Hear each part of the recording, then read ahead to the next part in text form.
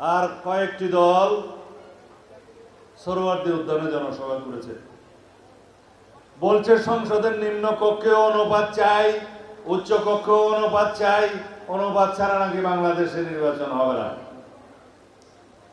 যারা এই কথা বলছে তারা একটা চরের দল, যারা 16 বছর আওয়ামী লীগের সাথে ছিল,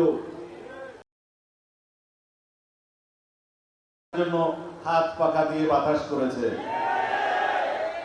তারা বলছে বাংলাদেশের নির্বাচন নাকি অনুপাত হারে হতে হবে উভয় কক্ষে।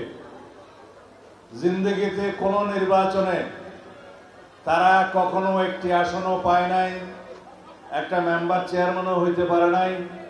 শেষ পর্যন্ত একটা সিটি কর্পোরেশনের নির্বাচনে আওয়ামী লীগের অধীনে নির্বাচনে গিয়েছে, সেই নির্বাচন আমরা বর্জন করেছিলাম, সেখানে একটা দন্ত মোবারক শহীদ হয়ে গিয়েছে। আমরা সবাই আমাদের সকলের দাঁত হেফাজত করুক, আমিন।